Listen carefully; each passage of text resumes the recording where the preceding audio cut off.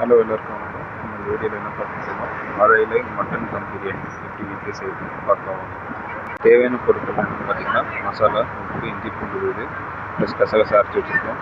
தேவையான அளவுக்கு வெங்காயம், தக்காளி, மீதி திங்ஸ்லாம் அரைச்சி வச்சுருக்கோம். 150 மில்லி எண்ணெய் ஊற்றிக்கணும். ஃபஸ்ட்டு சட்டி காஞ்ச உடனே அப்புறம் இஞ்சி பூண்டு மசாலாலாம் போட்டு வதக்கிட்டு மசாலா ஒரு 10 to 15 மினிட்ஸ் இஞ்சி பூண்டோட வதங்கினதுக்கப்புறம் கொஞ்சம் மிளகாத்தூள் போட்டு அதையும் சேர்த்து வதக்கணும். மசாலா ஒரு 10 நிமிஷம் நம்ம வதக்கினதுக்கப்புறம் இந்த கலரில் மாறிடும். மாறினதுக்கப்புறம் கொஞ்சம் டவா மூடி வச்சுட்டா போதும்.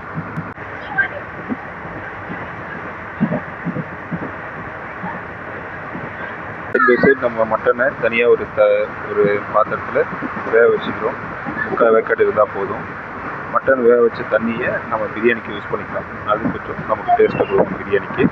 ஏன்னா நம்ம பிரியாணி எல்லாமே வீட்டில் தான் இருக்குது. மட்டன் வேக வச்ச தண்ணியும் மட்டனும் ஒரு 15 மினிட்ஸ் வச்சா போதும்.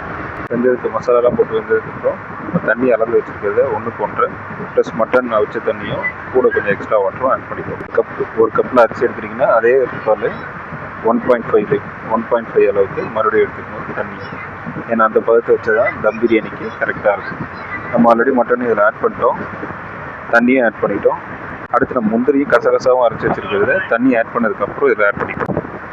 இந்த தண்ணியை நம்ம ஒரு 5 to 10 மினிட்ஸ் வரைக்கும் குக் பண்ணி விட்டோம். பார்த்தீங்கன்னா நம்ம டைசன் நம்ம கூடயே வந்துட்டாரு. சமைக்கிறத பார்த்துட்டு இந்த இடத்தையே சுற்றி வந்துட்டுருக்கான். கிட்டத்தட்ட ஒரு ஸ்டார்ட் பண்ணதுலேருந்து இந்த இடத்த விட்டு போக மாட்டான்.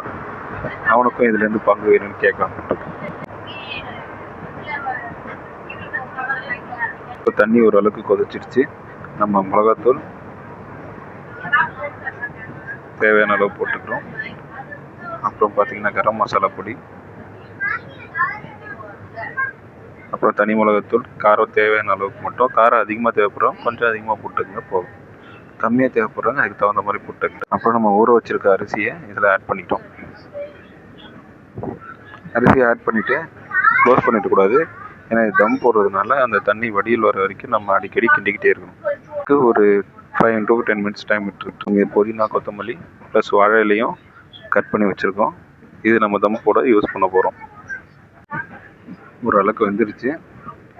இன்னும் ஒரு 10 to 15 மினிட்ஸ் நம்ம வேக வைக்கணும். இந்த தண்ணியெல்லாம் கொஞ்சம் நம்ம அதில் எவாப்ரேட் ஆகும். எவாப்ரேட் ஆனதுக்கப்புறம் தம் வச்சிடலாம். பாஸ்மதி ரைஸ் தான் நம்ம இதுக்கு ஆட் பண்ணியிருக்கோம். நீங்கள் என்னென்னா சீரக சம்பா ஆட் பண்ணிக்கலாம். சீரக சம்பா போடும்போது தண்ணி இன்னும் கொஞ்சம் அதிகமாக கொஞ்சம் ஆட் பண்ணிங்க. கண்டிப்பாக அதுதான் உங்களுக்கு கொஞ்சம் இது மாதிரி கிளறி விட்டோன்னா மீதி இருக்க தண்ணியும் நமக்கு கொஞ்சம் உடஞ்சிரும்.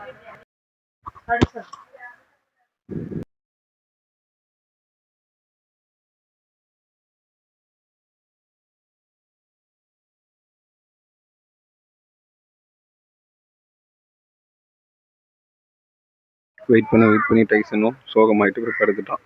சில ஏதோ சவுண்ட் கேட்குது.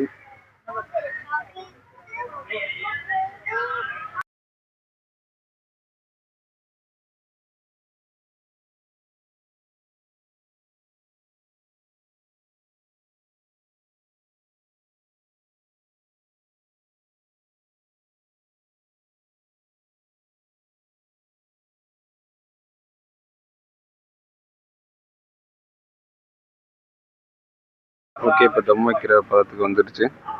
இப்போ நம்ம ஓரளவுக்கு லாஸ்ட் டைம் கிண்டி விட்டுட்டு தம் வைக்கிறதுக்கு ரெடி பண்ணிடலாம். அதுக்கு முன்னாடி நம்ம கட் பண்ணி வச்சுருக்க வாழையெல்லாம் எடுத்துக்கலாம். முதல்ல சமப்படுத்திட்டு வச்சாச்சு. கட் பண்ணி வச்சுருக்க வாழையை நார் கிழிச்சிட்டு இந்த அரிசி மேலே வச்சிடலாம். இதே மாதிரி இன்னொரு பீஸ் வாழையையும் கட் பண்ணிவிட்டு அதையும் நம்ம மேலே ஃபுல்லாக கவர் ஆகிற மாதிரி உள்ளே வச்சிடலாம்.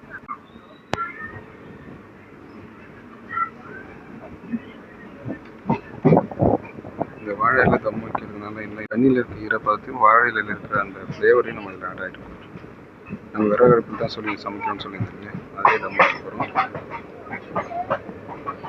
இதில் யூஸ் பண்ண விரவை மேலே வச்சிருக்கோம். இந்த கறி கொஞ்சம் விரவை எல்லாத்தையும் ஃபுல்லாக ரிமூவ் பண்ணி மேலே கொட்டிட்டு ஃபுல்லாக அடுப்பில் கீழே இருக்கிற எல்லா கறியும் எடுத்து மேலே போட்டுருக்கோம். அடுப்பு தானே, ஏன்னா கீழே நம்ம ஹீட் அதிகம் இருக்கக்கூடாது. இருந்ததுன்னா அடி பிடிச்சிடும். ஓகே, நெய்யில் எல்லாத்தையும் நம்ம எடுத்து வச்சு எல்லாத்தையும் எடுத்துட்டு தம் போட்டதுக்கப்புறம் இது மேலே நம்ம வெயிட்டுக்காக தண்ணி கொஞ்சம் ஒரு பாத்திரத்தில் பிடிச்சி மேலே வச்சிடலாம். ஏன்னா அப்போ தான் ஒரு தம்மை கவர் ஆகாமல் இருக்கும், வெளியில் போகாது. ஒரு 15 மினிட்ஸ் வச்சாச்சு. அதுக்கப்புறம் பாருங்கள் ரைஸ் எவ்வளோ சூப்பராக வந்திருக்குன்ட்டு. மட்டனும் நல்லா வந்துருச்சு, ரைஸும் நல்லா தனியாக உதிரியாக வந்துருக்கு. மசாலாவோட நல்ல ஃப்ளேவரோட கிடந்தாலும் சாப்பிட்றதுக்காக வெளியில் வச்சு போட்டு டேஸ்டிங்க்கு ஞாயிற்றுக்கிழமை நீங்களும் வீட்டில் ட்ரை பண்ணி பாருங்கள். வாழையில் இருக்கிறவங்க வாழையில் யூஸ் பண்ணுங்கள், இல்லைன்னா அப்படியே மேலே மாவு யூஸ் பண்ணிட்டு அவங்களெல்லாம் வீடியோவில் இப்போ வாய்ஸ் எடிட்டிங்லாம் சரியாக இருக்காது. நெக்ஸ்ட் வீடியோவில் நான் இதை கரெக்ட் பண்ணிக்கிறேன்.